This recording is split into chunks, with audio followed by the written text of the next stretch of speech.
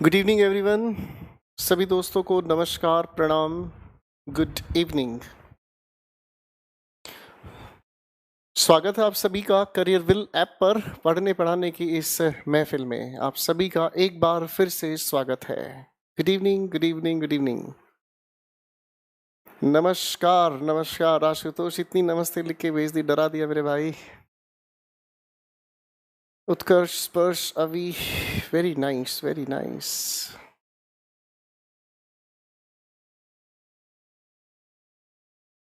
मैं बिल्कुल ठीक हूँ, आप सभी कैसे हैं?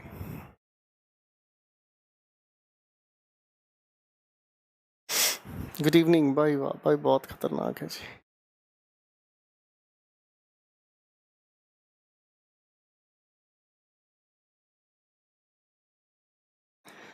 Good evening. क्या आप मुझे ठीक से देख पा रहे हैं? क्या मैं आपको ठीक से दिखाई दे रहा हूँ? आप मुझे ठीक से सुन पा रहे हैं?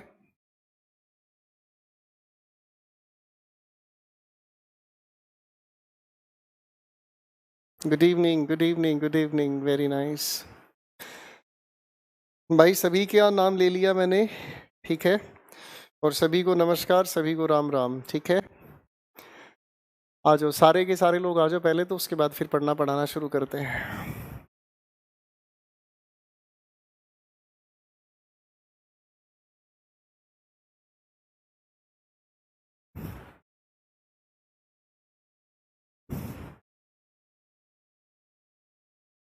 Good evening everyone, good evening. बहुत बढ़िया जी, बहुत अच्छे लग रहे हो। थैंक यू सो मच,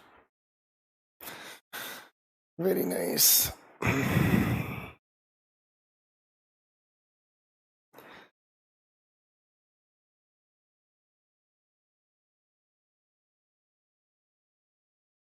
चलिए, समय सीमा को आगे नहीं बढ़ाते हैं और पढ़ने वाले इस खेल को आगे शुरू करते हैं। दोस्तों, आप सभी से निवेदन है कि आप सभी के सभी दोस्तों अब पढ़ने पर अपना ध्यान लगाएंगे और बड़े ध्यान से एकाग्रचित होकर हर एक चीज़ को समझने का प्रयास करेंगे। ठीक है दोस्तों। तो पिछली क्लास में हम लोगों ने जो पढ़ने की कोशिश की थी, thank you so much ladies and gentleman, thank you so much. पिछली क्लासेस में हम लोगों ने जो समझने की कोशिश की थी, भाई बहुत बढ़िया। इतने सारे स्पीड से कमेंट्स आ रहे, मुझे समझ नहीं आ रहा कौन क्या लिख रहा है। पर आपसे दरख्वास्त करूंगा कि अब आप थोड़ा सा लिखने की कोशिश, थोड़ा सा ये कमेंट्स लिखने की कोशिश रोकेंगे और इसे अब थोड़ा ध्यान से देखने की कोशिश करें, ठीक है भाई। अब हमारे सामने जो भी डिस्कशन हम लोगों ने पिछली क्लास में किया था, मैं उसी सिलसिले को थोड़ा आगे बढ़ाने की कोशिश करूंगा, ठीक है भाई। हम पिछली क्लास में पढ़ रहे थे एक बहुत खूबसूरत सी चीज को, और उस टेंस में हमने बात की थी प्रेजेंट परफेक्ट कॉन्टिन्यूअस टेंस। जब हम प्रेजेंट परफेक्ट कॉन्टिन्यूअस टेंस की बात कर रहे हैं, तो हमने पिछली क्लास में, लेडीज एंड जेंटलमैन, हमने पिछली क्लास में जो चीज़ समझने का काम किया, उसी सिलसिले को मैं थोड़ा सा आगे आप लोगों के साथ मिलकर बढ़ाना चाहूँगा और इसी चीज़ों को बड़े थोड़ा सा अच्छे से देखने की कोशिश करो। जैसे अगर हम पिछली क्लास में, दोस्तों, अगर हम पिछली क्लास की बात करें, ठीक है, अगर हम पिछली क्लास की बात करें तो पिछली क्लास में हम लोगों ने टेंस के बारे में थोड़ा सा पढ़ा। मैं उसी चीज़ को फिर से आगे लेकर चलने की कोशिश करूंगा। जैसे अगर हम कहने की कोशिश करें मैं अगर कहने की कोशिश करूं, हम 20 दिनों से लॉकडाउन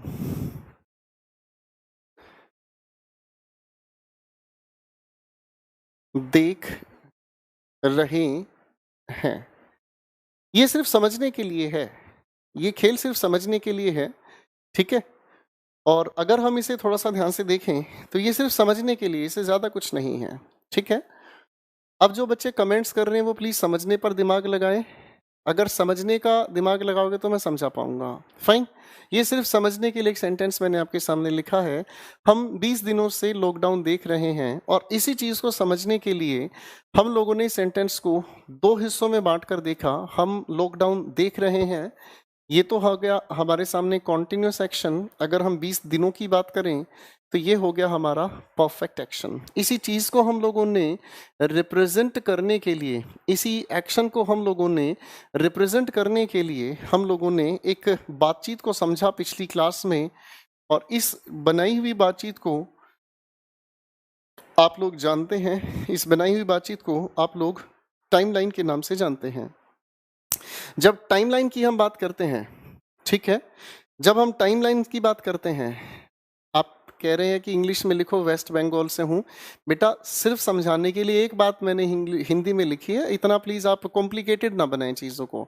मुझे सभी तरह के बच्चों को पढ़ाना है, आपके बैच में बहुत सारे बच्चों की संख्या है और हर एक बच्चे को ध्यान में रख के मुझे पढ़ाना है। आप प्लीज ऐसा काम ना करें जिसकी वजह से मैं परेशान हो जाऊं। आपका काम है जब मैं पढ़ा रहा हूं तो आप बड़े ध्यान से समझें, ठीक है। और आप नहीं समझेंगे तो फिर बेवकूफ़ी वाली बात हो जाएगी। मैं यहाँ पढ़ा रहा हूँ, आप अपने कमेंट्स पे लगे हो, तो ये मूर्खता वाली बात है। फिर तो ये लगता है कि यहाँ टाइम पास हो रहा है आप लोगों का, तो टाइम पास हो रहा है तो फिर मैं आप लोगों के कमेंट्स को इग्नोर करने की कोशिश करता हूँ, ठीक है ना। अदरवाइज फिर मेरे पास कोई रास्ता बचता नहीं है, ठीक है भाई। आओ जी, अब थोड़ी सी इस बात को आगे बढ़ाते हैं। देखो बच्चों, पिछली क्लास में हम लोगों ने समझने का काम किया प्रेजेंट परफेक्ट कॉन्टिन्यूअस टेंस के बारे में, और इसी चीज़ को समझने के लिए एक छोटा सा सेंटेंस मैंने आपके सामने देखा। और हम 20 दिनों से लॉकडाउन देख रहे हैं, इस चीज़ को रिप्रेजेंट कर रहा था हम लोगों ने पिछली क्लास में, और इसको रिप्रेजेंट करने के लिए टाइमलाइन की हम लोगों ने कहानी को समझा। अब टाइमलाइन के मुताबिक अगर देखने की कोशिश करें तो आज हमारे सामने जो तारीख है, अगर मैं उसे देखने की कोशिश करता हूं तो आज हमारे सामने कितनी तारीख है भाई? हाँ जी, आज हमारे सामने तारीख हो गई 7 अप्रैल, ठीक है। ये हमारे सामने आज की तारीख हो गई 7 अप्रैल, ठीक है। अगर 20 दिन पहले की मैं बात करना चाहूँ तो 20 दिन पहले की जो भी हमारे पास तारीख थी, जहाँ तक मुझे लगता है 20 दिन पहले की तारीख कितनी होगी भाई? अब रीजनिंग वाले बच्चे कमेंट्स करके बताएं, 20 दिन पहले की तारीख कितनी होगी? 20 दिन पहले की तारीख कितनी होगी भाई? है, चलो ठीक है। 20 दिन पहले की तारीख में 18 पर ले आया, एक बच्चे ने मुझे बताया 18 तारीख। तो 20 दिन पहले की अगर मैं तारीख को देखने का काम करता हूं तो ये थी हमारे सामने 18 मार्च। तो अब अगर इसे कायदे से हम देखने की कोशिश करें तो भाई साहब यहां से लेकर यहां तक का तो हम लोगों ने जो समय को देखने का काम किया, इसे हम कहते हैं परफेक्ट। परफेक्ट को कल हम लोगों ने समझने के लिए 3 एस्पेक्ट्स में बांटने की कोशिश की थी, जिसमें पहला एस्पेक्ट आया कंप्लीट। देखो याद करो जरा, परफेक्ट को बताने के लिए 3 एस्पेक्ट्स हमने तैयार किए थे। एक जिसमें हमने सबसे पहले कहा कंप्लीट, दूसरी अगर हम बात करने की कोशिश करें तो हमने दूसरी बात कही नो स्कोप ऑफ इम्प्रूवमेंट, यानी कि इससे हम चाहकर भी इम्प्रूव नहीं कर सकते। और फिर एक अगली बात अगर हम कहने की कोशिश करें तो इसका जो भी असर है, इफेक्ट कैन बी फेल्ट और सीन, फेल्ट और सीन, ठीक है। जैसे अगर मान लीजिए मैं हिंदी में एक छोटा सा सेंटेंस कहने की कोशिश करूं, मान लीजिए अगर हिंदी में मैं एक छोटा सा सेंटेंस कहने की कोशिश करूं, मैंने आपके सामने एक सेंटेंस कहा, मैंने कहा मैं 1 कप चाय पी चुका हूं। चाय थोड़ी देर पहले कहाँ थी? कप में। अब चाय कहाँ है? पेट में। यानी कि चाय पीने का जो काम है, चाय पीने का जो काम है वो कंप्लीट हुआ। मैं चाय पीने के एक्शन को चाहकर भी इंप्रूव नहीं कर सकता। फिर तीसरी बात, अगर मेरे सामने 1 कप चाय और लाई जाए तो मैं चाय नहीं पी पाऊंगा। क्यों? क्योंकि मेरे पास एक सेंटेंस आएगा और मैं कहूंगा यार अभी अभी चाय पी है, जो अभी अभी चाय पी है उसका असर है, तो दूसरी चाय की जरूरत नहीं है। जब हमने इसी एक्शन को यहाँ पर 7 अप्रैल को देखा तो समझ आया कि ये लॉकडाउन की स्थिति तो अभी भी चल रही है। फिर हमने इसी चीज को डिफाइन करने की कोशिश की थी और हमने कहा a part of an action, a part of an action is complete and rest of it is still going on, ठीक है जी। और इसका मतलब हमें समझ में आया कि किसी भी एक्शन का कुछ हिस्सा तो कंप्लीट है और कुछ हिस्सा अभी भी चल रहा है। और इसी बातचीत को आपस में जोड़ने के लिए हमने एक बहुत खूबसूरत से शब्द का परिचय लिया। से हम अगर थोड़ा अंग्रेजी भाषा से जोड़ने का प्रयास करें तो अंग्रेजी भाषा में इसी शब्द को हम लोग ट्रांसलेट करके कहते हैं सिंस या फोर। और इस सिंस या फोर के साथ हम हमेशा बताने की कोशिश करते हैं समय को। हम हमेशा, ठीक है, हम हमेशा इसे समझने का काम करते हैं। किसे?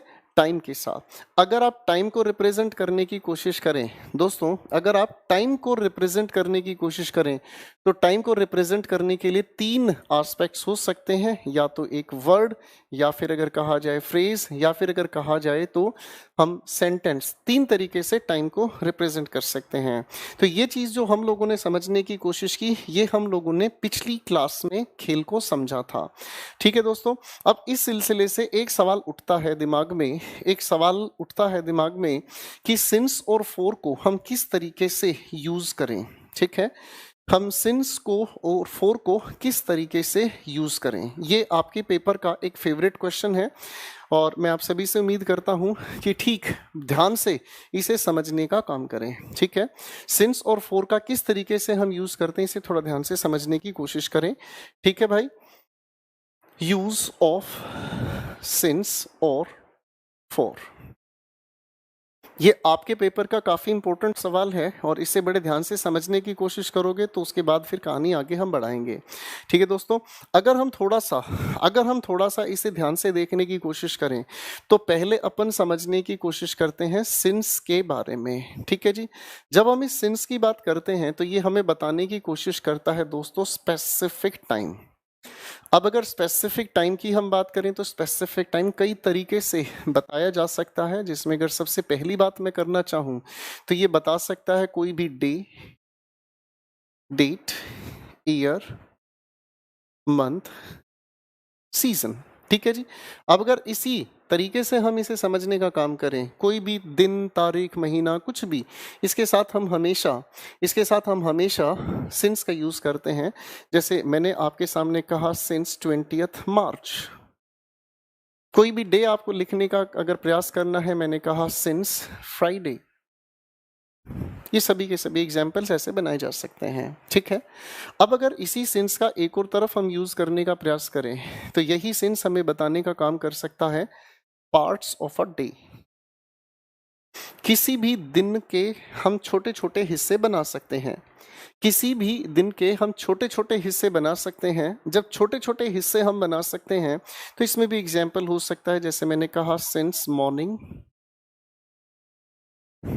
सिंस इवनिंग, दिन के हिस्से। फिर एक अगली कैटेगरी आती है जिसे हम अगर कहने की कोशिश करें तो इसका नाम है स्टेजेस ऑफ लाइफ। जीवन के अलग अलग पड़ाव हैं, जीवन के अलग अलग हिस्से हम लोगों ने बांट रखे हैं। ठीक है, तो लाइफ के अलग अलग एस्पेक्ट्स की अगर हम बात करें तो इसमें भी हम सिंस का यूज करते हैं। जैसे मैंने कहा सिंस चाइल्डहुड। ठीक है जी, सिंस चाइल्डहुड। मैं अगर कहने की कोशिश करूं सिंस अडल्टहुड। ठीक है जी, ये सभी के सभी जिंदगी के अलग अलग पड़ाव हैं। ठीक है जी, तो ये सारी की सारी चीजें हम लोगों को समझनी है। इसी सिंस का एक जगह और हम लोग यूज करते हैं, इसी सिंस का हम एक जगह और भी यूज करते हैं। उस यूज को अगर हम देखने की कोशिश करें तो यही हमें बताने की कोशिश करता है कोई भी नेम ऑफ ओकेजन। ओकेजन की स्पेलिंग का ध्यान रखें बच्चों, ये हमेशा आप लोगों के स्पेलिंग टेस्ट में भी पूछा जाता है। ठीक है, ओकेजन को ही अगर हम कहने की कोशिश करें तो इवेंट भी कह सकते हैं। ठीक है, इसी को हम इवेंट भी कह सकते हैं। अब जैसे अगर एक छोटा सा एग्जाम्पल मैं लिखने की कोशिश करूं, जैसे मान लीजिए सिंस द रिपब्लिक डे, ये अपने आप में एक ओकेजन रहा है, एक इवेंट रहा है। और भी कोई एग्जाम्पल इसी की तरीके से तैयार किया जा सकता है। अगर मैं कहने की कोशिश करूं सिंस राहुल्स वेडिंग। ठीक है जी, छोटे छोटे एग्जाम्पल्स हैं, इसमें कोई परेशानी नहीं है। फाइन, अब अगर हम इस चीज़ को आगे बढ़ाने की कोशिश करें तो फिर इसी की एक दूसरी कैटेगरी हमारे सामने आती है जिसे हम लोगों ने कहा फोर। जब आप इस फोर की बात करते हो तो ये स्पेसिफिक टाइम नहीं बताता, ये हमें बताने का काम करता है पीरियड ऑफ टाइम। ठीक है जी, अब पीरियड ऑफ टाइम को किस तरीके से बताया जाए, इसको भी हम कैटेगराइज कर सकते हैं। जब पीरियड ऑफ टाइम को हम लोग स्पेसिफिक बनाना चाहें तो किस तरीके से पीरियड ऑफ टाइम बताया जाता है। सबसे पहला सवाल इससे बन सकता है जब हम बताने की कोशिश करते हैं इंडेफिनिट ड्यूरेशन। इंडेफिनिट ड्यूरेशन का मतलब समझ में आता है कि जब हमारे पास कोई भी काम कब शुरू हुआ और कब तक चला हमें पता ही नहीं। कोई काम कब शुरू हुआ, कब तक चला हमें पता ही नहीं। किसी काम की शुरुआत और अंत की अगर हमें जानकारी नहीं तो हम इंडेफिनिट ड्यूरेशन की कैटेगरी में लेकर आते हैं, जैसे मैंने कहने की कोशिश की, फॉर अ लॉन्ग टाइम। ठीक है भाई। फिर एक दूसरी कैटेगरी से हम इसी को जोड़ते हैं, जब हम समय को बताने की कोशिश करें। देखो बेटा, सबसे पहले ये देखो क्या लिखा, इसे हम कहते हैं न्यूमेरल। क्या कहा? इसे हम कहते हैं न्यूमेरल। जब न्यूमेरल की हम बात करते हैं तो अंकों को शब्दों में लिखना, इसे इंग्लिश में हम कहते हैं नंबर नेम। जब नंबर नेम का हम जिक्र करते हैं तो न्यूमेरल के साथ ठीक बाद हम अगर कोई भी समय बताने वाले शब्द का जिक्र करें तो उसे भी हम 4 के साथ ही लिखने का काम करते हैं। जैसे कि एग्जाम्पल मैंने लिखा आपके सामने 4, 10, आगे मैंने लिखने की कोशिश की डेज। ठीक है भाई, अगर आप इसे समझने का काम करें तो बड़ा आसान है। ये 10 जो है ये आपका न्यूमरल है, यानी कि अंकों को शब्दों में लिखा, और डेज की अगर हम बात करें तो ये अपने आप में एक टाइम वर्ड है। दैट्स इट, इसमें कोई दिक्कत नहीं। आगे थोड़ा सा अगर हम बढ़ने की कोशिश करें तो इसी की एक और कैटेगरी आती है, और उस कैटेगरी की अगर हम बात करें तो हम 4 का तब यूज़ करते हैं जब हम लोगों के लिए या जो हम लोगों के सामने कोई भी टाइम यूनिट वाला शब्द दे दिया जाए, यानी कि समय को गिनने का या समय को गिनकर लिखा जाए, या कोई ऐसा शब्द जिसको अगर हम समझने का काम करें तो समय की इकाई बताने का ये काम करे। एग्जाम्पल की अगर हम बात करते हैं तो एग्जाम्पल मैं सामने लिख रहा हूं, मैंने कहा 4 अ सेंचुरी। तो सेंचुरी एक ऐसा शब्द है जो 100 वर्ष की बात करता है। ठीक है दोस्तों, तो मैंने आपके सामने सिंस और 4 के यूसेज लिखे हैं। एक बार आपसे दरख्वास्त है, एक बार नजरें फटाफट से निकालो, फिर सिंस और 4 के बेहतरीन सवाल आपके सामने मैं रखूंगा जिनमें आप सिंस और 4 को फिल करके दिखाएंगे। एक बार फटाफट से नजरें निकालो साथियों, फिर आगे बात करते हैं। Take your time please.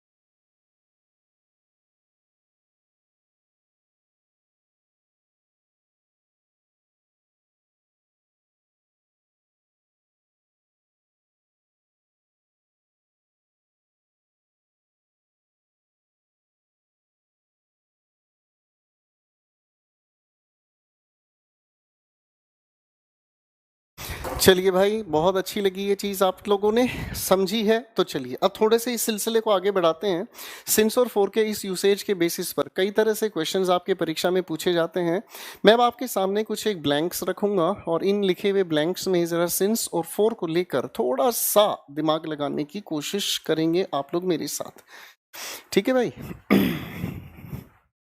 Since और 4 को बड़े ध्यान से समझ लेना मेरे भाई, क्योंकि ये सिंस और 4 कई बार परीक्षाओं में पूछे जाते ही रहे हैं और इनके बेसिस पर एरर इंप्रूवमेंट कई सारे क्वेश्चंस दे दिए जाते हैं। ठीक है जी, चलो।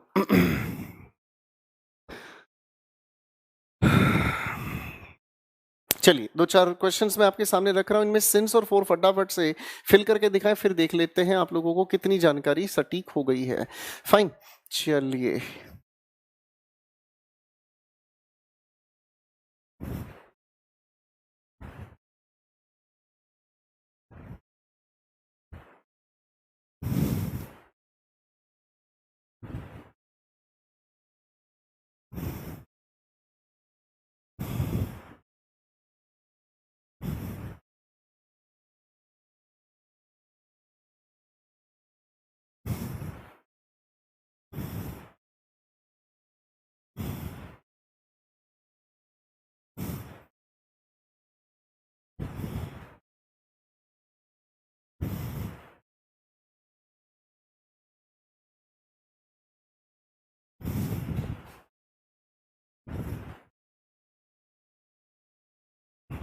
बहुत खूबसूरत सवाल तैयार कर रहे हैं बच्चों। जितना ध्यान से चीजों को समझोगे ना उतना ही बेहतर रिजल्ट मिलेगा, ये याद रखना। और जो जितना पार्टिसिपेट करता है उतना सीखता है, ठीक है ना। चलो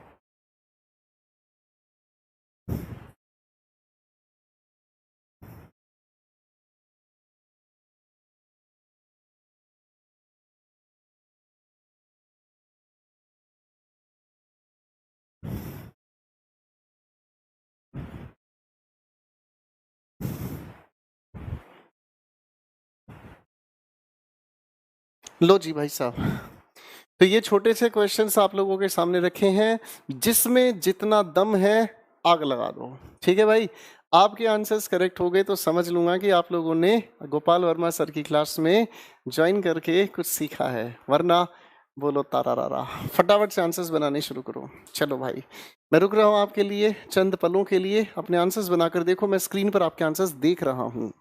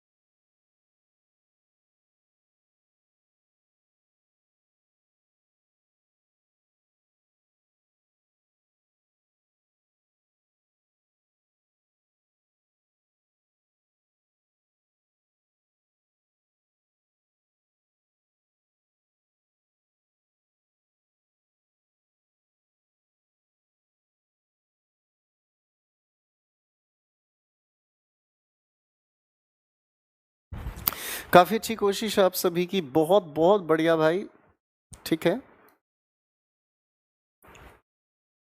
ये बहुत अच्छी कोशिश है कि मुझे अच्छे लर्नर्स मिले हैं जो सीखने का काम कर रहे हैं, और मुझे इस बात की बड़ी खुशी है कि जो लोग सीखने का काम कर रहे हैं वो डेफिनेटली एक्टिव हैं, ठीक है। चलिए अब एक एक करके हर एक आंसर को जांच लेते हैं, और हर एक आंसर के अंदर क्या उलझन है इसे एक एक करके सुलझाते हैं, ठीक है जी।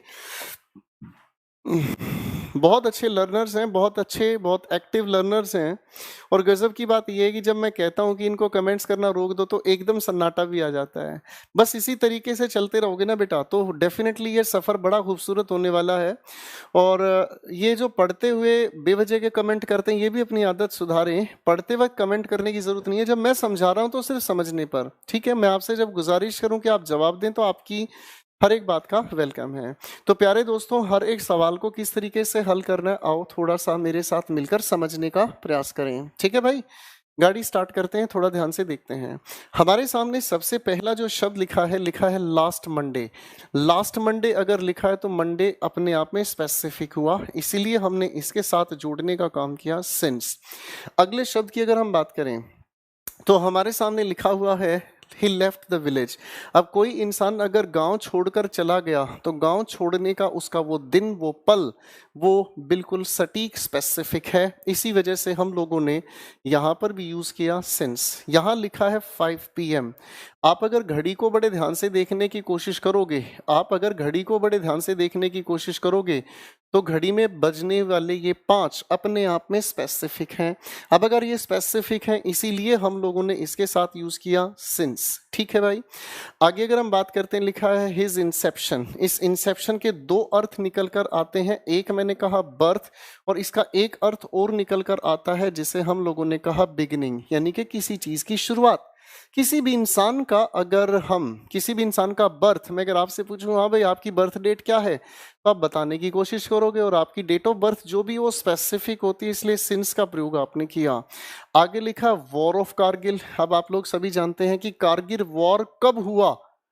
कारगिल वॉर होने वाला एक स्पेसिफिक ईयर था, इसीलिए हम लोग कहने की कोशिश करते हैं सिंस। आगे लिखा टाइम इमेमोरियल। देखो इसे ध्यान से समझ लेना, इसे ध्यान से समझ लेना, वरना कई सारे लोग इसको गलत करके आते हैं। टाइम का मतलब हुआ समय, मेमोरियल का मतलब जिसे याद किया जाए। अगर हम इससे पहले इम को लिखा हुआ देख रहे हैं तो इम एक ऐसा प्रीफिक्स है जो किसी भी शब्द के साथ, जो किसी भी शब्द के साथ अगर यूज होता है तो ये हमेशा उसका नेगेटिव मीनिंग बनाता है। जैसे अगर मैं कहूं पॉसिबल, इम्पॉसिबल, ठीक है। मैंने कहा प्रैक्टिकल, इम्प्रैक्टिकल, जिसके साथ इम जुड़ा उसका मीनिंग नेगेटिव हुआ, यानी कि वो समय जिसे भुलाया ना जा सके। तो कई आपकी जिंदगी में कई ऐसे पल रहे हैं, आपके जीवन में कई ऐसे पल रहे हैं जो अपने आप में स्पेसिफिक रहे होंगे, ठीक है। और ऐसे स्पेसिफिकल जो पल हैं आप अपने जीवन में कभी भुला नहीं सकते। तो ऐसे जो पल हैं वो स्पेसिफिक हुए, इसीलिए हम इसके साथ यूज करते हैं हमेशा सिंस। इसका ध्यान रखना बेटा। यही क्वेश्चन 3 तरीके से आपके पेपर में पूछा जाता है।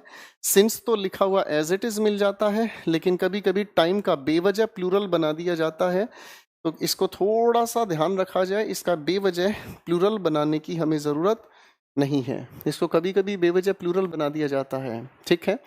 आगे अगर हम देखने का काम करें तो इसी सिंस का हम लोग टाइम इमेमोरियल का एक और क्वेश्चन लिखा हुआ देखते हैं। सिंस तो लिखा हुआ हमें मिलता ही है, कभी कभी इसके शब्दों को जानबूझकर गलत तरीके से लिख दिया जाता है, तो इसे थोड़ा ध्यान रखें बच्चों। इसकी अरेंजमेंट को हमेशा ठीक लिखा जाए, वरना ये गलत हो जाता है। तो यही क्वेश्चन 3 तरीके से आपके पेपर में देखने को मिल जाता है, ठीक है भाई।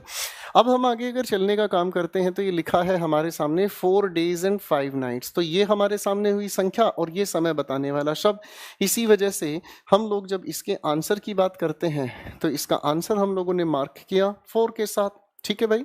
इसका आंसर हम लोगों ने मार्क किया 4 के साथ, ठीक है। ये ऋषभ जो कह रहा है सर एक बार और बता देना प्लीज। मेरे भाई हाथ जोड़ के रिक्वेस्ट है, एक बार या तो ध्यान से सुनो, नहीं सुन पा रहे हो कोई दिक्कत नहीं है, वीडियो आपके पास रहेगी, आप दोबारा आराम से देखें, 2 बार देखें, 10 बार देखें, ठीक है। जिन लोगों की ये आदत है कि सर दोबारा बता दो, दोबारा बता दो, वो अपनी आदत सुधार लें। इसलिए आपको कहता हूं सिर्फ सुनने और समझने पर दिमाग लगाओगे फायदा मिलेगा। मैं आपसे आंसर्स मांग नहीं रहा हूं, आप लगातार अगर कमेंट्स करोगे तो ये सिर्फ आप लोगों की बेवकूफ़ी होगी, आप समझ नहीं पाओगे, ठीक है। अब आगे अगर हम चलने की कोशिश करते हैं, ठीक है, आगे अगर हम चलने की कोशिश करती हैं, लिखी है राखी केम हेयर। तो राखी जिस दिन यहाँ पर आई, जिस पल यहाँ पर आई, राखी के यहाँ आने का एक समय सटीक होगा, इसीलिए हम इसके लिए यूज करने की कोशिश करेंगे सिंस के साथ, ठीक है। अब इस पर भी वही काम कर रहा है नियम। अगर हम ध्यान से देखें ये न्यूमेरल रहा, ये टाइम बताने वाला शब्द, इसीलिए हम इसके साथ भी 4 का यूज करेंगे, ठीक है भाई। तो पहले एक बार इन सभी से नजरें निकाल लो, क्योंकि यहाँ थोड़ा सा मैं आपको उलझाना शुरू करूंगा। फटाफट से रिवाइज करें।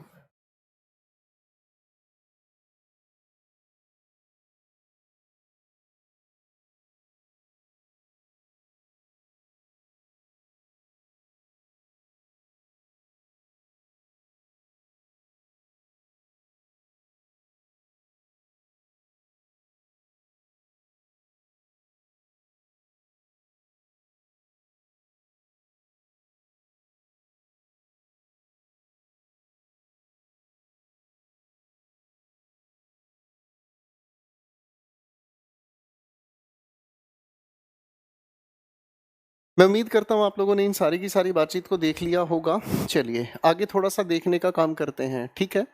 अब इसी बातचीत को थोड़ा आगे बढ़ाने की कोशिश करें। तो आगे के ये जो कुछ क्वेश्चंस है ना हमारे, ये काफ़ी इंपॉर्टेंट हैं, परीक्षा के अकॉर्डिंग ये दिए जाते हैं, आपको कंफ्यूज किया जाता है, ठीक है।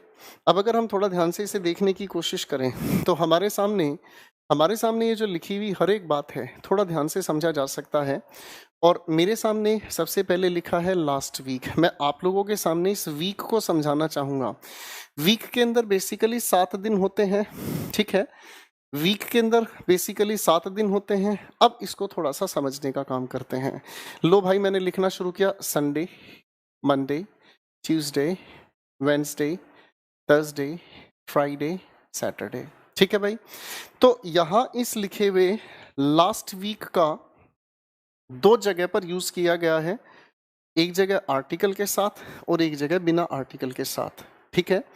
एक बार फिर से कह रहा हूं, जो लोग समझने का काम नहीं कर रहे हैं, कमेंट्स करने का काम कर रहे हैं, बच्चों आपको नुकसान होगा, क्योंकि आप बाद में समझ नहीं पाओगे मैं क्या समझा रहा हूं। इसीलिए आप जो कमेंट्स पे कमेंट्स करते जा रहे हैं, आपको बाद में दिक्कतें महसूस होंगी, ठीक। कमेंट्स को रोको, जब मैं समझा रहा हूं तो समझ लो, वरना फिर आपको दिक्कतें होंगी, तो उसके लिए आप अपनी जिम्मेदारी उठा लें।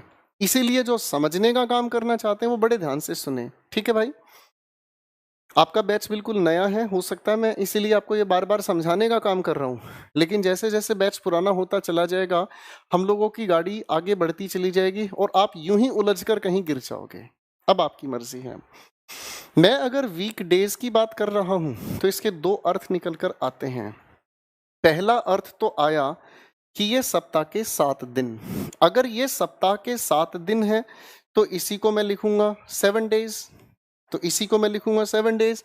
अगर मैं इसे 7 डेज लिखने का काम करूंगा, ठीक है, अगर मैं इसे 7 डेज लिखने की कोशिश करूंगा तो ये हुआ मेरे सामने न्यूमेरल और ये हुआ टाइम बताने वाला शब्द। तो इस हिसाब से तो 7 डेज अगर बताने की कोशिश हम करते हैं तो 7 डेज बताने वाली इस कैटेगरी के लिए आर्टिकल द लगाने से हमने इसे ड्यूरेशन में कन्वर्ट किया, और इसी की वजह से हम लोगों ने इसके साथ यूज किया 4। फिर एक दूसरा अर्थ निकलता है, और दूसरा अर्थ निकलता है जहां ये पिछला सप्ताह खत्म हुआ उसके बाद, जहां ये पिछला सप्ताह खत्म हुआ उसके बाद, जहां ये पिछला सप्ताह खत्म हुआ उसके बाद। तो इसका अगर हम लोग थोड़ा सा समझने की कोशिश करें, अगर हम इसे थोड़ा सा समझने की कोशिश करें तो लास्ट वीक मीन्स जहां पिछला सप्ताह खत्म हुआ उसके बाद, इसीलिए हम इसके लिए यूज करते हैं सिंस को, ठीक है भाई। यही लॉजिक आगे के लिखे हुए क्वेश्चंस पर भी काम कर रहा है। अगर मैं इसे समझने का काम करता हूं एन आर, तो इसका मतलब ये एन अपने आप में 1 का काम कर रहा है, यानी कि ये हुआ न्यूमेरल और ये हुआ हमारे सामने टाइम वर्ड, इसी की वजह से हम लोगों ने यूज किया 4। अगर यही नियम मैं यहाँ पर लगा कर देखता हूँ तो आर से पहले ये वर्ड हमारे सामने रहा समय की संख्या बताने वाला शब्द, तो लास्ट लगाने से फर्क नहीं पड़ा, है अपने आप में ये भी यही लिखा हुआ शब्द, इसीलिए हमने यहाँ पर यूज किया 4। अब अगर आगे हम बात करने की कोशिश करें, लिखा है लास्ट आर, इसका मतलब क्या हुआ, इसका मतलब ये अपने आप में स्पेसिफिक, और इसीलिए हम लोगों ने इसके लिए यूज किया सिंस। तो ये सवाल कई बार देकर आपको कंफ्यूज किया जाता है, मैं उम्मीद करता हूँ इसे बड़े ध्यान से आप लोगों ने सुना होगा, ठीक है, और समझा होगा, ठीक है भाई। सौरभ नाम का एक लड़का कह रहा है सर पढ़ाने पे ध्यान दो। देख बेटा, अगर इस तरीके से बदतमीजी से पेश आएगा तो मैं आपका कोर्स डीएक्टिवेट करा दूंगा, ठीक है। मैं उम्मीद नहीं करता आप बदतमीजी से पेश आएंगे, मेरा काम पढ़ाने का है और उन नादान बच्चों को बार बार समझाने का है जो यहाँ पढ़ने के लिए आए हैं, लेकिन हो सकता है वो अनजाने में गलतियाँ कर रहे हैं, ठीक है। इसलिए अपने कायदे को आप बिल्कुल ध्यान रखें बेटा। जो बच्चे अनजाने में गलती करते हैं उन्हें मुझे समझाना पड़ेगा बार बार, आप समझदारी ना दिखाएं वरना मैं आपको क्लास से हटवा दूंगा, ठीक है ना जी। चलिए आगे अगर हम समझने का काम करें, आगे अगर हम समझने का काम करें मुझे इंटेलिजेंट बच्चे अच्छे लगते हैं, लेकिन ज़रूरत से ज़्यादा इंटेलिजेंट बच्चे बेकार होते हैं, उन्हें कुछ समझ में आना नहीं होता लेकिन वो दूसरों से सुपीरियर होने की कोशिश करते हैं। ऐसी मूर्खता का प्रदर्शन बिल्कुल ना करें, समझने का काम करें, ठीक है ना भाई। क्योंकि आप भी पढ़ने के लिए आए और बच्चे भी पढ़ने के लिए आए। कोई बच्चा अनजाने में अगर कमेंट करता है तो उसे समझाना मेरा फर्ज है। उम्मीद करता हूँ दोबारा ऐसी बदतमीजी आप नहीं करेंगे। हम लोगों ने अगर इन चीज़ों को ध्यान से समझा, सिंस और फॉर के यूज, अब इसी चीज़ को आगे हम समझने समझाने का काम करते हैं। ठीक है, अब सिंस और फॉर का यूज तो हमने समझ लिया, लेकिन ये समझना नहीं कि इनकी हेल्पिंग वर्ब कैसे बनती है। अब इनकी हेल्पिंग वर्ब को थोड़ा ध्यान से समझ लेते हैं।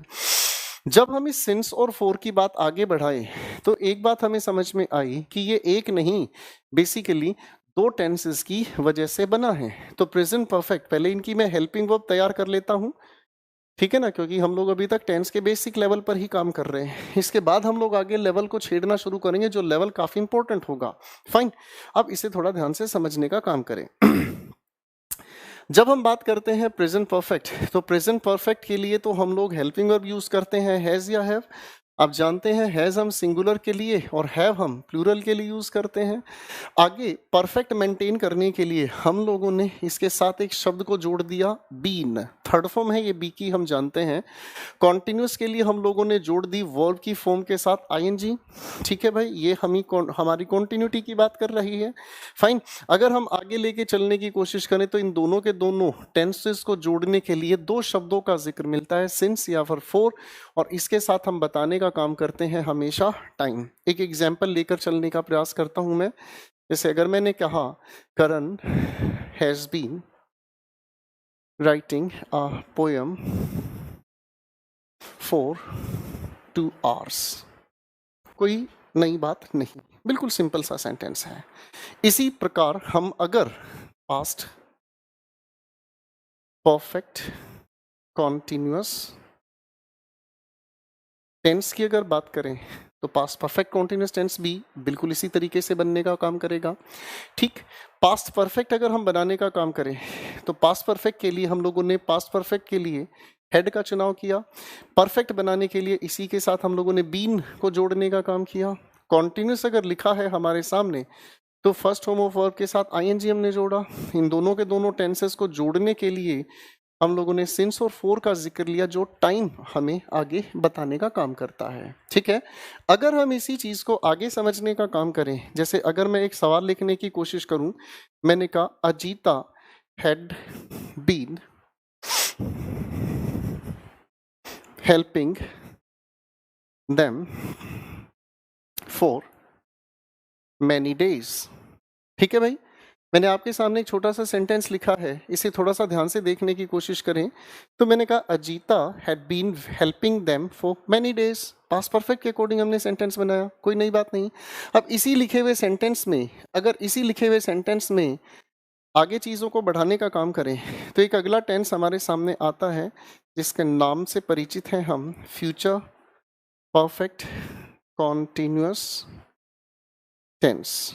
अब अगर हम फ्यूचर परफेक्ट कॉन्टिन्यूअस टेंस की बात करें तो दोस्तों इसको भी थोड़ा सा समझा जा सकता है कि फ्यूचर को बताने के लिए, दोस्तों फ्यूचर को बताने के लिए हम लोग हेल्पिंग वर्ब के नाम पर यूज करते हैं विल या फिर शेल। एक बच्चा कल भी पूछ रहा था कि क्या ये विल और शेल का लॉजिक, क्या ये विल और शेल का लॉजिक सारे फ्यूचर के टेंसेस में काम आएगा? जी हाँ, सारे के सारे, चाहे फ्यूचर इंडेफिनिट हो, चाहे फ्यूचर कॉन्टिन्यूस हो, चाहे फ्यूचर परफेक्ट, चाहे फ्यूचर परफेक्ट कॉन्टिन्यूस, ये हर जगह पर फिक्स्ड और नॉट फिक्स्ड की कैटेगरी काम आती है। आगे चलते हैं, तो फ्यूचर परफेक्ट के लिए हमने विल और शेल, परफेक्ट के लिए हम जोड़ते हैं हैव, परफेक्ट को मेंटेन करने के लिए बी की थर्ड फॉर्म हम लोगों ने जोड़ा। कॉन्टिन्यूस है तो कॉन्टिन्यूस अगर हम बनाने की कोशिश करें तो कॉन्टिन्यूस बनाने के लिए हम लोगों ने जोड़ने का काम किया, क्या चीज़, फर्स्ट फॉर्म ऑफ वर्ब के साथ आईएनजी। आगे हम लोग इसके समय की जात जोड़ने की कोशिश अगर करें तो सिंस या फिर फॉर के साथ हम टाइम जोड़ते हैं। अब इस बात का थोड़ा सा ध्यान रखा जाए कि फ्यूचर परफेक्ट कॉन्टिन्यूस टेंस में अगर हम बात करें तो हम कभी भी सिंस का यूज़ नहीं करते, इस सिंस की जगह हम लोग यूज़ करते हैं फ्रॉम, इसका ध्यान रखें। जैसे अगर मान लो एक छोटा सा सेंटेंस मैं बनाने की कोशिश करूं, मान लो एक छोटा सा सेंटेंस बनाने की कोशिश करूं, Sonam will have been waiting here since tomorrow। तो ये क्वेश्चन आप लोगों को इम्प्रूवमेंट के लिए दिया जाता है ये सेंटेंस आपको इंप्रूवमेंट के लिए दिया जाता है। तो ऐसे लिखे हुए सेंटेंस के अंदर कृपया ध्यान दीजिएगा, आप सिंस का यूज नहीं करें और इस सिंस को हटाकर इसकी जगह आप लोगों को लिखना होगा फ्रॉम। अब ये फ्रॉम यहाँ पर क्यों आया, इसकी वजह हम आगे समझने का काम करेंगे। ठीक है दोस्तों, इसी चीज को समझने का हम आराम से समझेंगे। दोस्तों पहले इस सारी की सारी बातचीत को बड़े ध्यान से पहले देखने की कोशिश करें। ठीक है,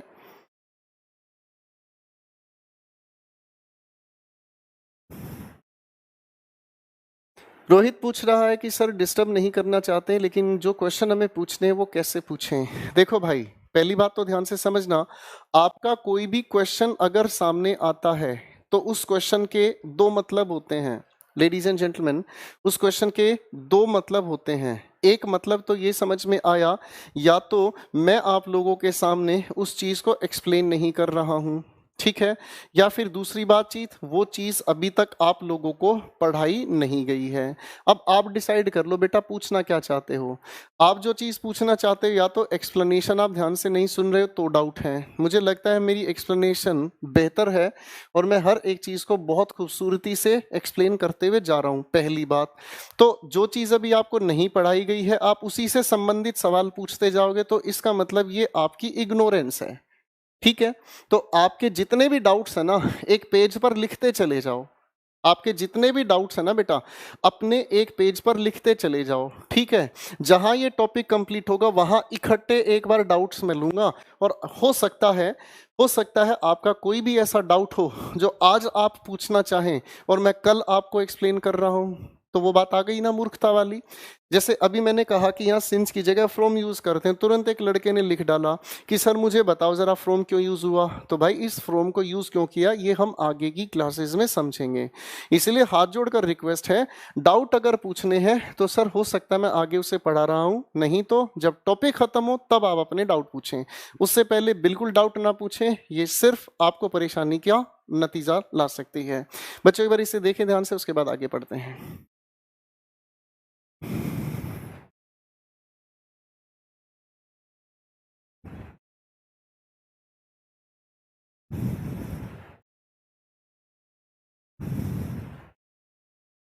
निशा अभी बेटा प्रैक्टिस करने की ज़रूरत नहीं है, अभी तो हम लोगों ने टेंस को लेकर कुछ भी नहीं पढ़ा है।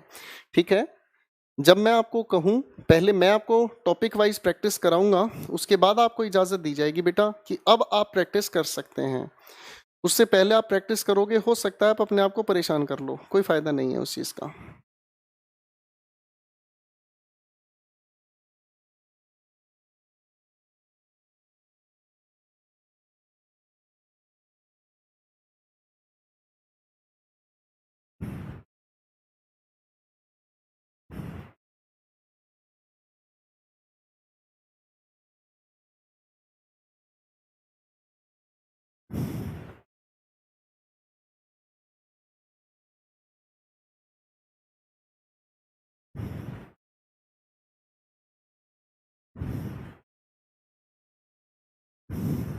चलिए दोस्तों, मैं उम्मीद करता हूं कि यहाँ तक की चीज़ों को आप लोगों ने समझ लिया होगा।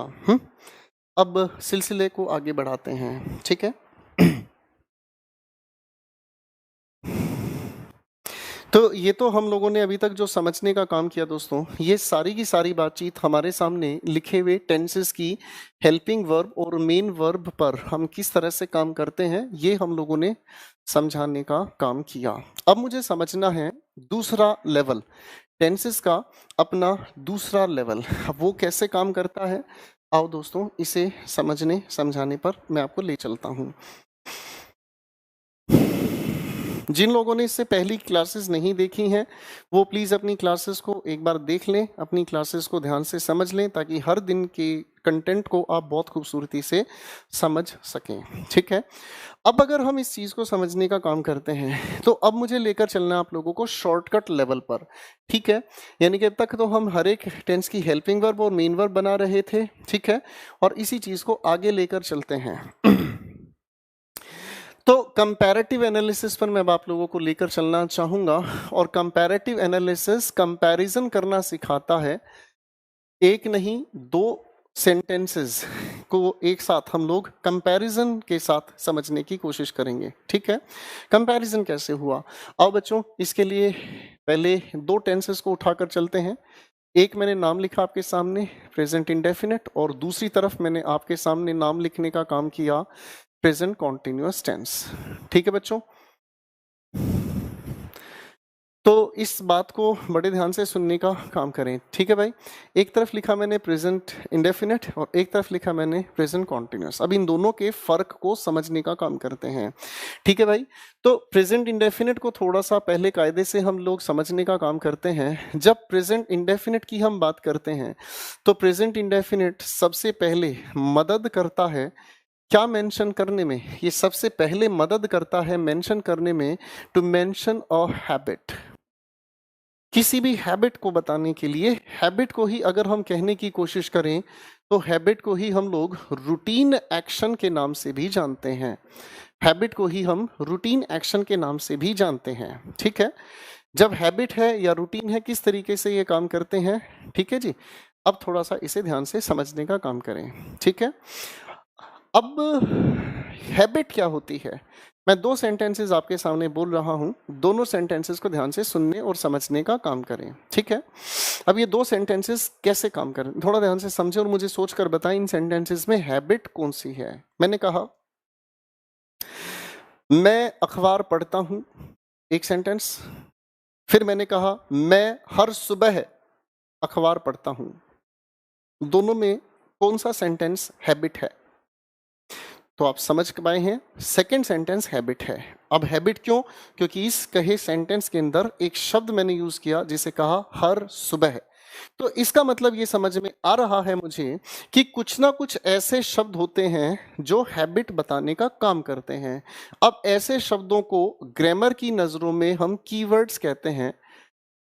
ऐसे शब्दों को ग्रामर की नजरों में हम कीवर्ड्स कहते हैं, यानी कि ऐसे शब्द जो हमें टेंस को पहचानने में मदद करते हैं। अब ऐसे कई सारे शब्द हैं जो आपकी आदत या रूटीन को बताते हैं। अगर ऐसे शब्दों की हम लोग लिस्ट बनाना चाहें तो ऐसे शब्द बताए जा सकते हैं, जैसे मैंने कहा always, usually, frequently, repeatedly, often. ठीक है, ऐसे कई सारे हम शब्द बताने की कोशिश कर सकते हैं। ठीक है भाई, अब अगर ऐसे शब्दों में एक और लिख लेते हैं ओकेजनली। ठीक है, ऐसे शब्दों की अगर हम बात करें तो ऐसे शब्दों की कैटेगरी में never, seldom, hardly, rarely, बेयरली, scarcely, ये सारे के सारे शब्द हुए। ऐसे और भी शब्द हो सकते हैं जो आपकी हैबिट या रूटीन बताने का, यानी कि आदत या कोई भी ऐसा काम, ऐसा काम, ठीक है, जो आपके सामने आप बार बार करते हैं। ऐसे कई सारे शब्द हो सकते हैं, जैसे आप कोई काम करते हैं एवरी डे, एवरी मॉर्निंग। ठीक है, कभी कभी ऐसा ही एक और हम फ्रेज ले लेते हैं of and on. Of and on का मतलब होता है यदा कदा, जब मौका मिल जाए तब काम कर लिया। ठीक है, ऐसे एक और शब्द लिख लेते हैं day in and day out, सारी सारी रात सोई नहीं। ठीक है, ये अपने आप में एक बात हो गई। ठीक है दोस्तों, अब इसी को समझने के लिए मैं कुछ एक सेंटेंसेस आपके सामने लिख रहा हूं, फिर इनको समझाना चाहूंगा आप लोगों के सामने। मैंने कुछ एक सेंटेंसेस लिखे हैं आपके सामने, थोड़ा ध्यान से देखने की कोशिश करें।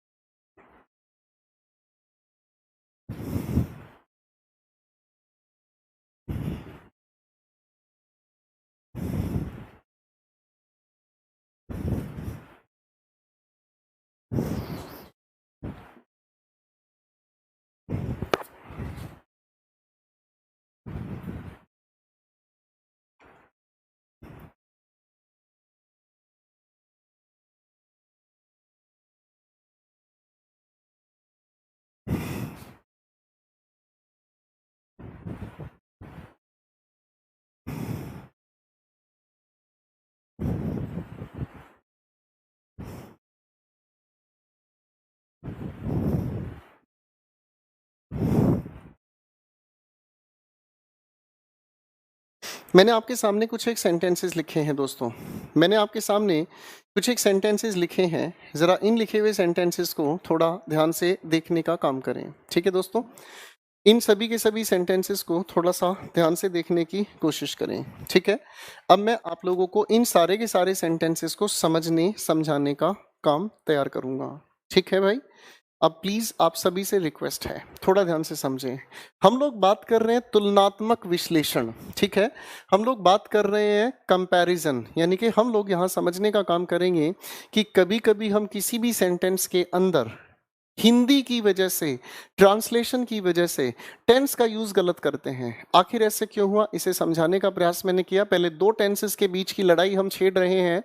प्रेजेंट इंडेफिनिट का कंफ्यूजन प्रेजेंट कॉन्टिन्यूस के साथ देख रहे हैं, और प्रेजेंट इंडेफिनिट बताने का काम करता है हम लोगों को किसी भी हैबिट या रूटीन एक्शन के बारे में। जब किसी भी हैबिट या रूटीन एक्शन की हम बात करते हैं दोस्तों, तो हैबिट या रूटीन एक्शन को बताने के लिए ऐसे कुछ एक शब्द हैं जिनके आधार पर हम हैबिट रिफ्लेक्ट करते हैं, और हैबिट या रूटीन बताने के लिए हम हमेशा सिर्फ प्रेजेंट इंडेफिनिट का यूज करते हैं, इसके अलावा किसी और टेंस का यूज नहीं करते। फाइन, अब इसे आगे मैं बढ़ाना चाहूंगा। तो पहले लिखे हुए सेंटेंस को अगर मैं जितना लिखा है, ठीक है, पहले लिखे हुए सेंटेंस को मैं अगर जितना मैंने अंडरलाइन किया उतना अगर मैं पढ़कर देखूं दोस्तों, यहाँ थोड़ी सी करेक्शन कर लीजिएगा। मैंने जितना अंडरलाइन किया एक बार इसे पढ़कर देखें। ठीक है, तो इस लिखी हुई सेंटेंस में, ठीक है, इस लिखे हुए सेंटेंस की अगर हम बात करते हैं, तो इस लिखे हुए सेंटेंस को पढ़ता हूं मैं, Rahul is going for a walk. ये तो अपने आप में कॉन्टिन्यूस एक्शन है। ठीक है, तो ये तो हम लोगों को समझ आया कि ये एक कॉन्टिन्यूस एक्शन है। लेकिन जैसे ही मैंने यहाँ लिखा हुआ देखा ऑलवेज, तो इस ऑलवेज का मतलब क्या हुआ, ये ऑलवेज बता रहा है हैबिट। जैसे ही हैबिट की बात कही तो ये टेंस कौन सा होना चाहिए, प्रेजेंट इंडेफिनिट। इसीलिए इस इज को और गोइंग को दोनों को हटाकर हम लोगों ने इसकी जगह पर लिखने का काम किया गोज। ठीक है, अगली बात को हम समझने का काम करते हैं। ठीक है, मेरे सामने लिखे हुए सेंटेंस को मैंने अंडरलाइन किया, शी इज क्रैकिंग जोक्स। ठीक है, इसका मतलब क्रैकिंग जोक्स का मतलब होता है जोक सुनाना, चुटकुला सुनाना। ठीक है, अब अगर मैं इस बात को कहने की कोशिश करता हूं, अगर मैं इस बात को कहने की कोशिश करता हूं वह एक जोक सुना रही है, तो ये तो अपने आप में कॉन्टिन्यूस एक्शन हुआ। लेकिन अगर आप इस लिखे हुए शब्द को ध्यान से देखेंगे तो ये लिखा हुआ शब्द अपने आप में एक हैबिट या रूटीन एक्शन बता रहा है, और हैबिट या रूटीन को हम हमेशा प्रेजेंट इंडेफिनिट में बताते हैं, ना कि प्रेजेंट कॉन्टिन्यूस में। इसीलिए हमने इस इज और क्रैकिंग दोनों को हटाकर इसकी जगह लिखने का काम किया क्रैक्स। ठीक है, अगला एक शब्द आता है हमारे सामने। ठीक है, अगला आता है हमारे सामने एक सेंटेंस, इसको भी देखते हैं। मेरे सामने लिखा है रेनू इज कुक्स समोसास। बिल्कुल गलत हुआ। अगर हम इसे थोड़ा ध्यान से देखें तो ऑफन अगर लिखा हुआ है हमारे सामने तो ये हैबिट बता रहा है, और हैबिट के लिए प्रेजेंट इंडेफिनिट, तो इस की जरूरत नहीं है, सिर्फ कुक्स लिखना अपने आप में सही हुआ। एक अगले सेंटेंस पर काम करते हैं। ठीक है, अगले सेंटेंस की अगर हम बातचीत को थोड़ा सा ध्यान से देखें, ठीक है, अगर मैंने कहा, इस लिखे हुए सेंटेंस को मैं देखता हूं, he is every morning taking exercise, तो आप सबसे पहले लिखे हुए इस एवरी मॉर्निंग को अगर ध्यान से देखेंगे तो इस एवरी मॉर्निंग की वजह से तो रिपीटेड एक्शन है। इसीलिए अगर हम लोगों ने इसी लिखे हुए हम लोगों ने इज और टेकिंग दोनों को हटाकर यहां लिखने का काम किया टेक्स। ठीक है भाई, यानी कि कोई इंसान हर दिन एक्सरसाइज करता है, ये उसकी हैबिट या रूटीन एक्शन है। अब सवाल ये उठता है, क्या ये एवरी मॉर्निंग सही जगह लिखा है? तो आप अगर इस बात पर गौर फरमाएंगे तो यहाँ पर एक दूसरा क्वेश्चन आपके लिए तैयार हुआ। पहला क्वेश्चन हमने तैयार किया कि इन लिखे हुए शब्दों की वजह से, इन लिखे हुए शब्दों की वजह से हम हमेशा प्रेजेंट इंडेफिनिट टेंस यूज करते हैं जो हैबिट बताते हैं। ठीक है, लेकिन अगर हम इन शब्दों की बात करें तो इस लिखे हुए एवरी मॉर्निंग को यहाँ अगर आप ध्यान से देखें तो ये आपकी तरफ से लिखा हुआ शब्द सही जगह पर नहीं है। तो इस शब्द को अगर सही जगह पर हम लिखने का काम करें तो वो अरेंजमेंट क्या होगी, इसे थोड़ा ध्यान से समझते हैं।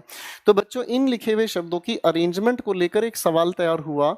मैं अगर इन पहले शब्दों की कैटेगरी बनाना चाहूं तो ये पहले जो शब्दों की कैटेगरी है, इन शब्दों को हम हमेशा वर्ब से ठीक पहले यूज करते हैं और ऐसे लिखे हुए जो शब्द हैं ये फ्रीक्वेंसी बताने का काम करते हैं। ये फ्रीक्वेंसी बताने का काम करते हैं, ठीक है।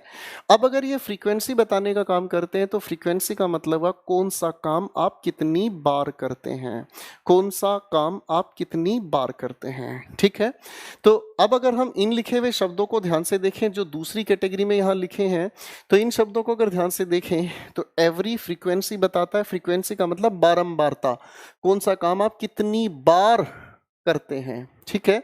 अब अगर आगे देखने की कोशिश करें तो ये समय की बात कर रहा है, तो ऐसे लिखे हुए शब्दों का जिक्र हम हमेशा अंत में करते हैं क्योंकि यहाँ फ्रीक्वेंसी के साथ समय बताने वाले शब्द हैं। तो इस बात को ध्यान रखना बच्चों, फ्रीक्वेंसी के साथ अगर हमें टाइम बताने वाला कोई भी शब्द देखने को मिले तो समय बताने वाले शब्दों को हम हमेशा सेंटेंस के आखिर में रखते हैं।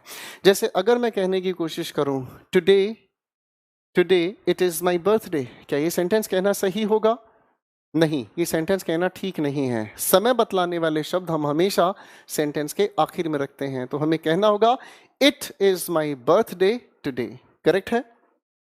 तो इस लिखे हुए सेंटेंस के अंदर इस एवरी मॉर्निंग की अरेंजमेंट को हम हमेशा सेंटेंस के आखिर में रखते हैं। दोस्तों, अभी मैंने दो बातें आपको समझाई हैं, उन क्वेश्चंस पर काम करूंगा बाद में। पहले एक बार इस सारे मसले को ध्यान से पढ़ लीजिएगा प्लीज, एक बार रिवाइज करो बेटा, आगे चलते हैं।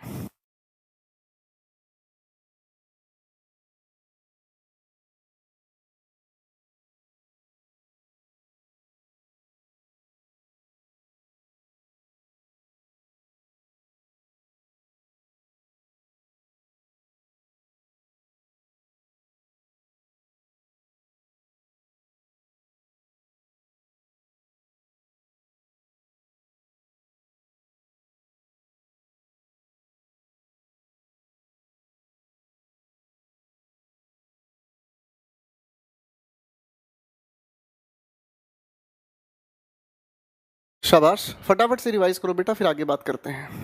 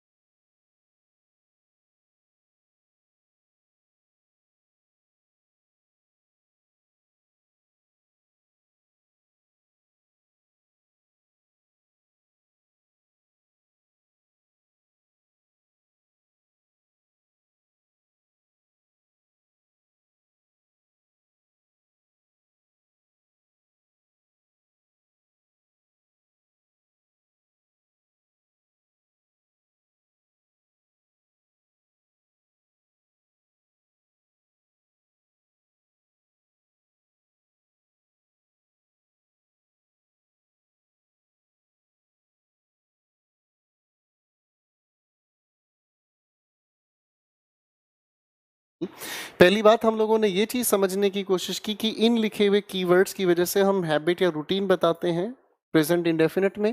दूसरी चीज हम लोगों ने समझी कि इन लिखे हुए कीवर्ड्स की अरेंजमेंट अपने आप में बिल्कुल स्पेसिफिक होती है, ठीक है। फिर आगे अगर हम समझने का काम करें तो एक तीसरे तरह का सवाल हमारे सामने आया। मेरे सामने लिखा एक सवाल है, लिखा है Raju is coming late often. अगर इस ऑफन को मैं ध्यान से देखने का काम करूं तो इस लिखे हुए ऑफन की वजह से, इन लिखे हुए ऑफन की वजह से अगर हम ध्यान से समझें तो इस लिखे हुए इज और कमिंग की हम लोगों को जरूरत नहीं है, ठीक है। और इस ऑफन की अरेंजमेंट का दूसरा सवाल हमने समझा है अभी अभी, इस ऑफन की अरेंजमेंट हम हमेशा वर्ब से ठीक पहले लिखने की कोशिश करते हैं। ठीक है भाई, ये हो गई हमारे सामने दूसरी बातचीत। अब तीसरी बात को अगर हम आगे समझने की कोशिश करते हैं तो एक अगला शब्द आता है शी डेली कॉल्स हिम। अब अगर आप इस डेली शब्द को समझने का काम करेंगे, अगर आप इस डेली शब्द को समझने का काम करते हैं तो डेली शब्द बना है डे के साथ ly जोड़कर। अब अगर डे को ध्यान से समझा जाए तो डे तो टाइम बताने वाला शब्द है, तो समय बताने वाले शब्दों की अगर जानकारी हम ले तो समय बताने वाले शब्द हमेशा हम वाक्य के आखिर में रखते हैं। इसका मतलब और तो बात सारी सही है, लेकिन इस डेली की अरेंजमेंट यहाँ ना होकर इसे हम लोगों को रखना होगा सेंटेंस के आखिर में। ठीक है जी।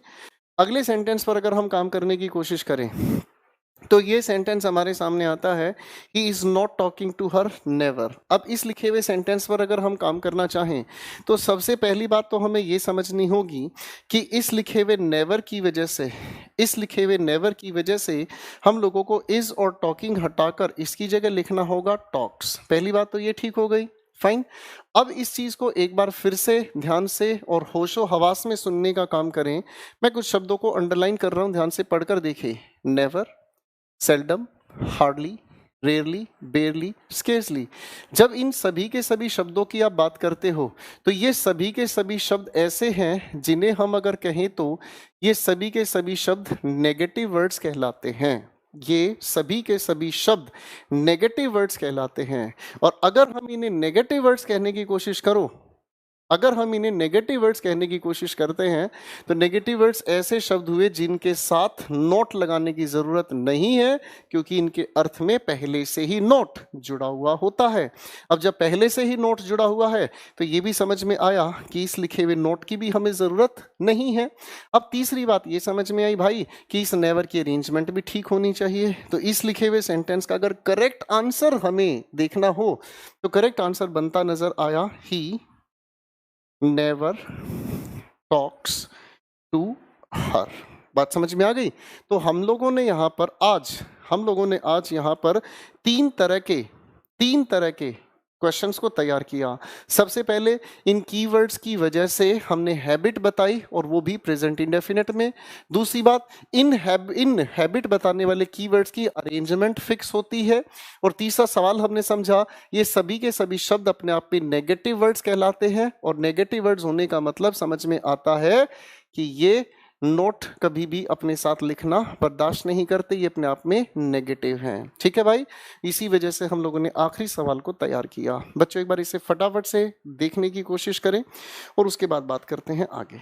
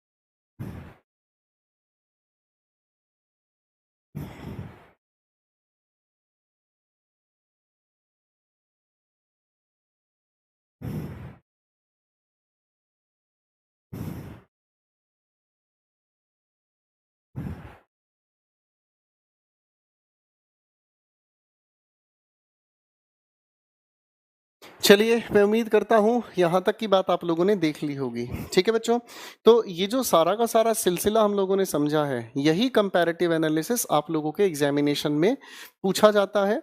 आज तो खैर हम लोगों ने टेंसेस के कंपैरेटिव एनालिसिस को शुरू किया है समझना, ठीक है। और इसी चीज के सिलसिले को हम आगे अगली क्लास में डिटेल में उठाते चले जाएंगे। ठीक है बेटा। और एक पेपर की अगर हम बात करें तो पेपर के अंदर यही क्वेश्चंस आपसे पूछे जाते हैं। इससे पिछली क्लास में मैंने जो भी कुछ आप लोगों को बताया वो आपके बेसिक्स थे, वो आपका 0 लेवल था। किसी भी टेंस की हेल्पिंग वर्ब, मेन वर्ब क्या होती है वो पिछली क्लास के जिक्र में हम लोगों ने फारिग किया। आज आप लोगों के टेंस का असली मूल रूप शुरू होता है। मैं उम्मीद करता हूं कि इसे आप अच्छे से पढ़ने का काम करेंगे। ठीक है भाई। अब आप में से किसी का कोई सवाल है सेंसिबल तो वो पूछ सकता है। ठीक है जी। पुष्पेंद्र कह रहा है मेरा नेट बहुत खर्च हो रहा है। बेटा बंद कर दो क्लास, नेट चलना बंद हो जाएगा। नेट खर्च हो रहा है तो इसमें मेरे पास तो कोई इलाज है नहीं बेटा। ठीक है। रेयरली भी नेगेटिव है क्या? मैंने लिखा है तो नेगेटिव ही होगा। रेयरली नेगेटिव लिखा है तो नेगेटिव ही लिखा होगा बेटा। वो कैब के लिए बोल रहे थे कब से स्टार्ट होगी? मैं हर रोज नहीं बताऊंगा बेटा, एक ही चीज हर रोज आप पूछते रहोगे तो ऐसे तो मैं पागल हो जाऊंगा थोड़े दिनों में। ठीक है। हमारे पास स्क्रीनशॉट की कोई सुविधा नहीं है करियरविल ऐप पर। और कोई किसी का सवाल?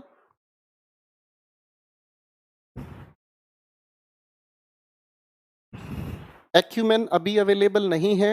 आप अमेजन पर एक्यूमेन को अगर सर्च करोगे अभी अवेलेबल नहीं है। लॉकडाउन होने की वजह से कहीं पर भी कोई दुकान खुली ही नहीं है तो कैसे आपको अवेलेबल हो जाएगी? ठीक है। लॉकडाउन खुलने के बाद आप लोगों के लिए बुक्स अवेलेबल हो जाएंगी, द इंग्लिश एक्यूमेन, आप उसे ले सकते हैं। ठीक है। Left the village time specific होता है। अब बेटा ये सवाल नहीं होता कि जो चीज समझा चुका हूं उसी चीज को आप फिर से पूछे कि या ऐसा होता है। अब जो चीज मैंने बता दी तो उस चीज को लेकर बार बार थोड़ी सवाल पूछे जाने चाहिए कि ये ऐसा होता है वैसा होता है। फिर तो ये लग रहा है कि जब समझा रहे थे तो बेवकूफी कर रहे थे हम। प्रीवियस ईयर के क्वेश्चन बुक किसी से भी लगा लो जिससे आपको मन करे। लेकिन अभी मैंने टॉपिक पढ़ाया नहीं है तो आप अभी क्वेश्चन लगाओ, गलती करोगे।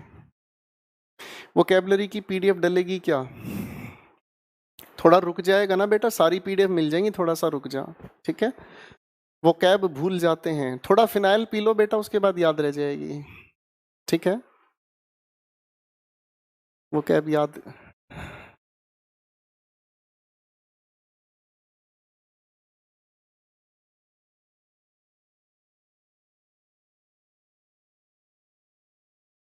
सीपीओएसआई दिल्ली पुलिस कवर कर रहे हैं इसमें।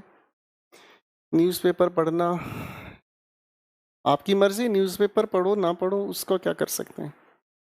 किसी पेपर का क्या लेना देना न्यूज़पेपर से भाई।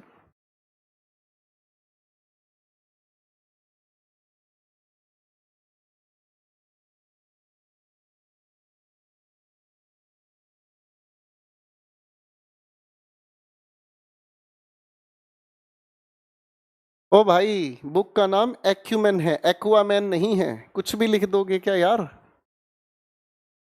ये बुक का नाम है इंग्लिश एक्यूमेन, आप लिख रहे हो एक्वामैन।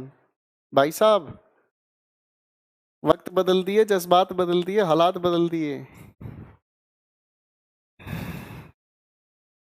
विवेक, आर्टिकल की बात आर्टिकल में करेंगे।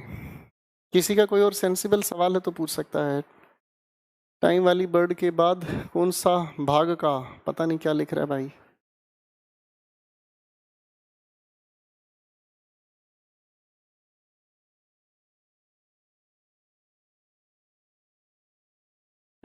ये कॉम्पिटिटिव लेवल की क्लास है रोहित, यहाँ कोई प्रोनाउंसिएशन की क्लास नहीं चल रही है। ठीक है ना।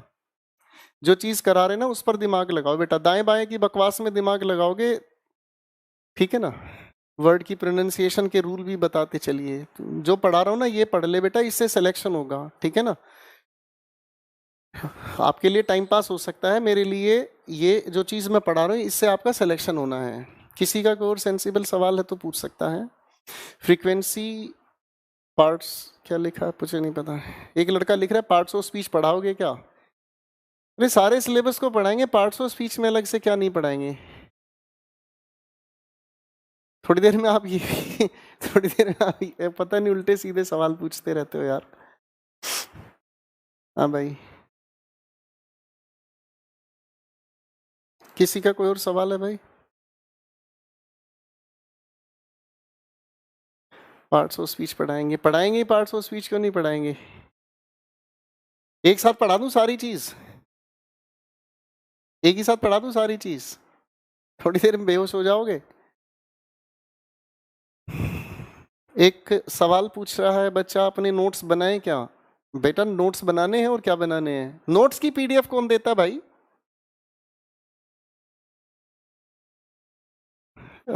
Just a minute please.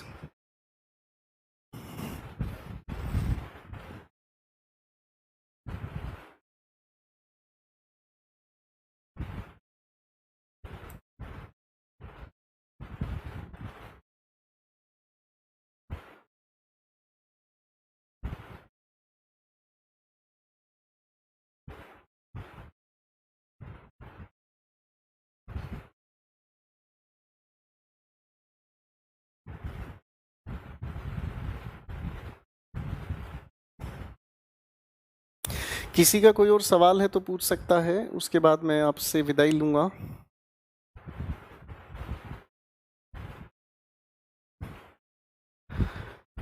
किसी का कोई और सवाल?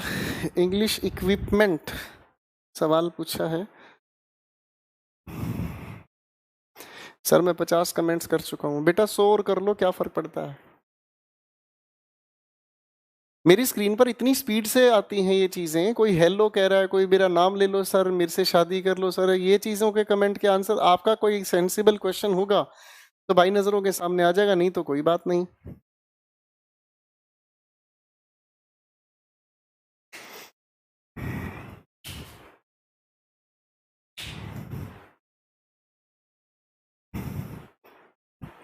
फ्रीक्वेंसी का कुछ और एग्जाम्पल, जितना कराया वो समझ में आ गया तुम्हें? और एग्जाम्पल्स दूं मैं? पहले जितना कराया उतना तो दिमाग लगा ले, और एग्जाम्पल के लिए ताजमहल ला के रख दूं आपके घर? क्या बेवकूफ़ी वाली बात कर रहे हो? ठीक है दोस्तों, आज के लिए इतना ही। आप अच्छे से पढ़ने की कोशिश करें, ठीक है? जितना आप लोगों को कराया इसको ध्यान से देख लें, उसके बाद चीज़ों को आगे लेके चल दें। Thank you very much, good night, take care, आराम कीजिए, सो जाएं। Thank you very much.